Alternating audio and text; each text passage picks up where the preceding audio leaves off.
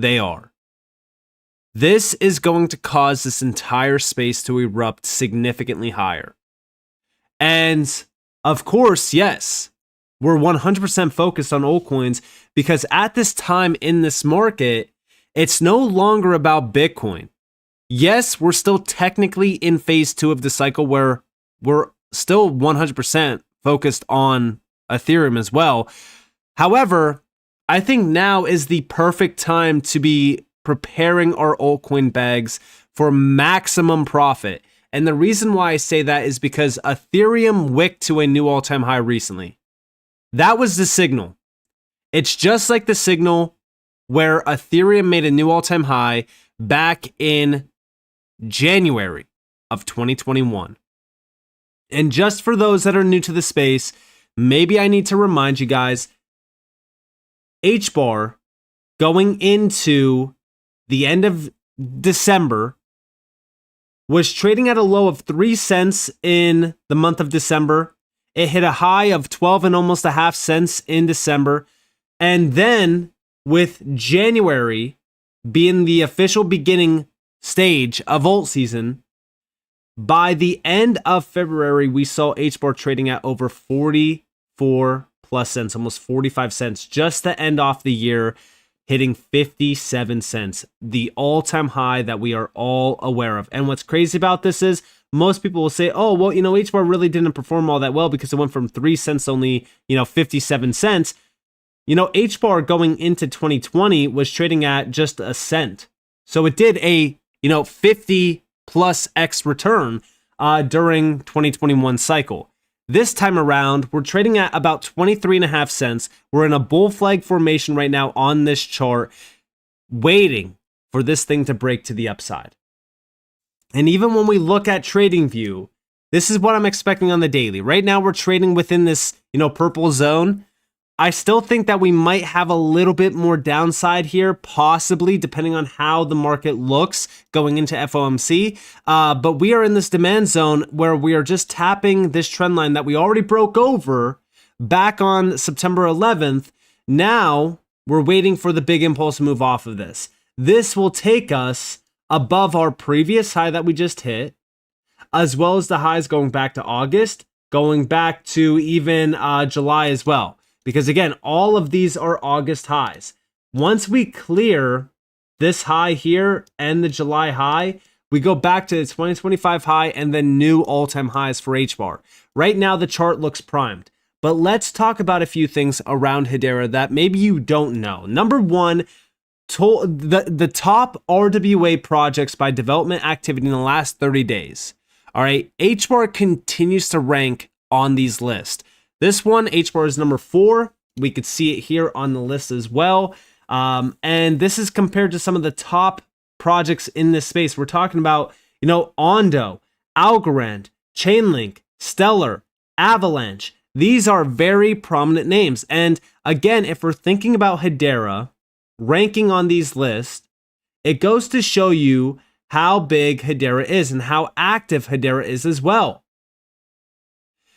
We constantly see HBAR, being tapped in on these top projects list. It doesn't even have to be RWA-based projects. It could be top DeFi activity, top stablecoin growth on these networks.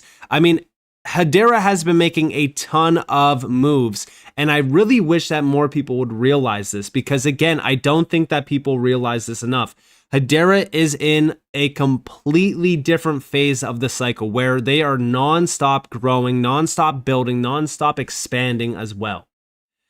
And also ETFs. So yes, we have been focused on ETFs. We have here Justin, Fidelity, Solana ETF, Canaries, XRP, and Hedera ETFs are now listed on the DTCC's platform.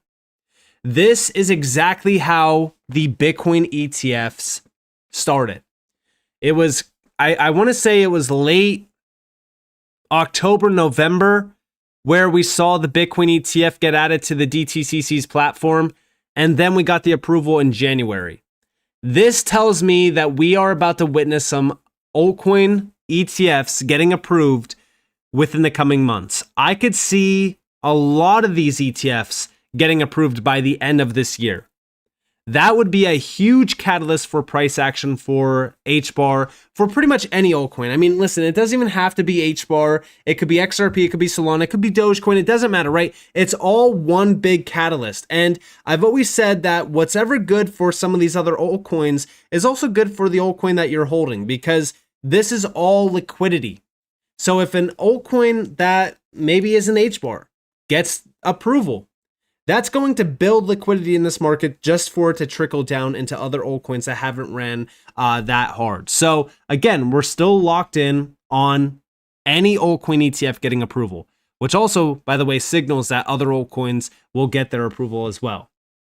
But we did get a big update talking about ETFs on September 9th, which was the SEC pushing back decisions on Bitwise Grayscale crypto ETFs to November.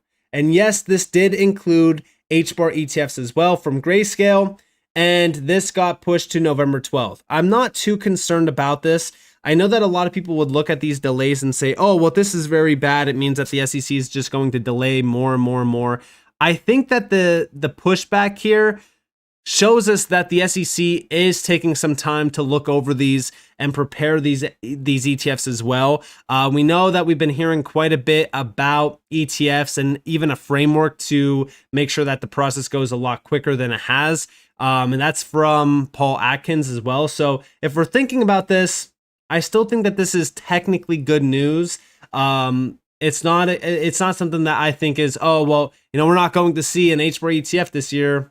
What are we going to do? No, I still think that this is telling us that the SEC is, taking some time to look over this and process this fully. So yeah, I think that this is technically good news. But beyond that, I want to go over here to this post because, it's a good friend of mine, Tokenizer, and he put this post out and he said the best is building on HBAR. And if we're thinking about all of these companies, okay, these are some very prominent names. These are not your small time names that maybe you don't know about. Maybe you heard about them once or so. No, these are very, very large players. NVIDIA, BlackRock, Lloyds Bank, Visa, BitGo, FedNow, Takeon, Deloitte, Australian Payments Plus, Six Digital Exchange.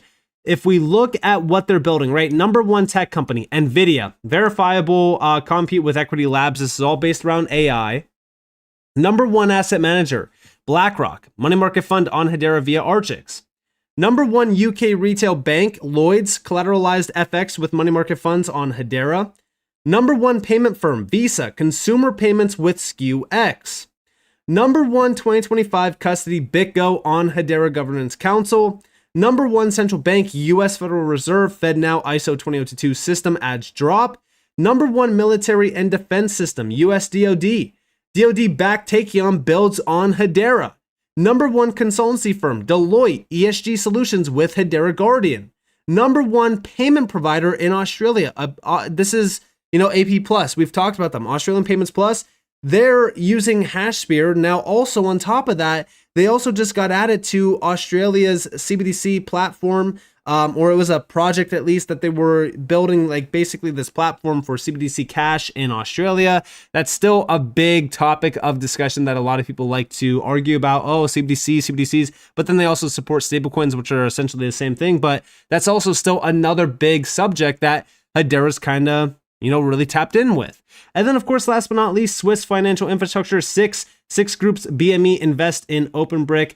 I mean, yeah, these are some very large names. I mean, guys, Hedera is absolutely stacked with enterprise grade adoption. And even when we think about some other names like the DTCC, right? So back in March of this year, we saw the DTCC join ERC 3643. Now, this is an association that might sound very familiar to you. Why does it? Well, it's because Hedera joined the same association 7 days after the DTCC joined this association. Now, this is a token standard. This ERC 3643 is a token standard that's being utilized around tokenization solutions to make sure that these institutional players and enterprise players can tap into these tokenization platforms. Again, when we're looking at this, we could see the benefits of this. So these are the benefits for the digital asset markets: enhanced risk management, security, and compliance. This is all based around automating the processing of tokenized securities, globally reducing operational complexities and cost, robust data management, increased market liquidity, and advanced on-chain capabilities. Again, this token standard is going to change the game. And of course, the fact that Hedera did join this was all based around helping scaling the adoption of ERC 3643 and institutional RWAs on the Hedera network. This shows us that Hedera is taking this very serious. Again, I still cannot wait to track RWA value on Hedera because it's going to be a very exciting time to just kind of dive into some of the use cases that are now on Hedera Live for tokenization.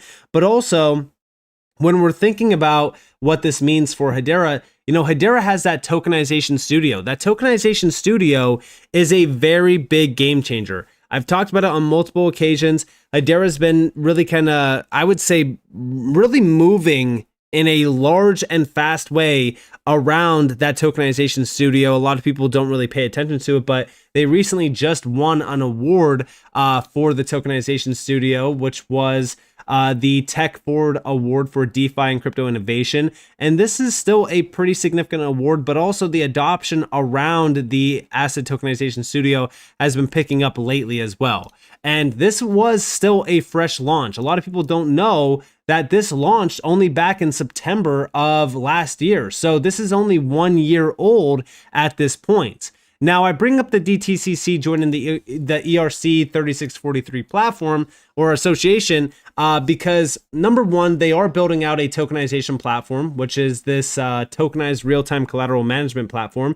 This got announced back in April of this year, and this is an app chain financial infrastructure to support institutional decentralized finance. Now, what's interesting about this is a lot of people will think, oh, well, the DTCC is building their own platform and, they're going to utilize probably some private blockchain technology. They don't even care about tapping into public blockchains at all. So this doesn't benefit us at all. And especially coming from a name like the DTCC, this matters because they are moving transactions valued in the quadrillions of dollars. That's right. $3.8 quadrillion back in 2024. Here you guys have it documented as well. $3.8 quadrillion. This is up significantly, $800 trillion since 2023, and 2.5 quadrillion was back in 2022. So this continues to grow at a very fast rate. Now, when we think about this, are they using private blockchain technology? It looks as though they're not. And we've gone over this before as well. Back in April of this year, Genfinity put out a great article talking about the DTCC's master plan, tokenizing quadrillions in global assets with centralized control. But they're also tapping in to public blockchains. This is where you see that interconnectivity being extremely important. Here we have the patent shows that the DTCC wants to dominate tokenized finance globally, because this is this patent here, which provides us with an insight of how this model is going to work from the DTCC. It's going to interoperate across public blockchains, build private and consortium DLTs, and then also manage rights dynamically, delegate wallets, and then prepare for quantum security threats. And this includes a lot of today's top tier DLTs, including Hedera. So if we're thinking about what's happening here, essentially any chain is going to be tapped in. This is all of the chains that we know of right now that are included in this patent, which is Bitcoin, Ethereum, Hedera, Binance, Flow, Tron, and Tezos, Cosmos, and of course the XRP Ledger. But if we're going back to this announcement back in April of this year, this is all through this app chain platform, which again, if we're thinking about this, this is going to allow any blockchain to be tapped in.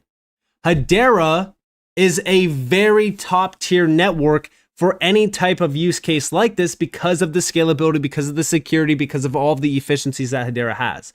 So if we're thinking about going back to that image that Tokenizer posted where all these top tier, players are tapping in with Hedera, we don't need to see $3 quadrillion moving over Hedera for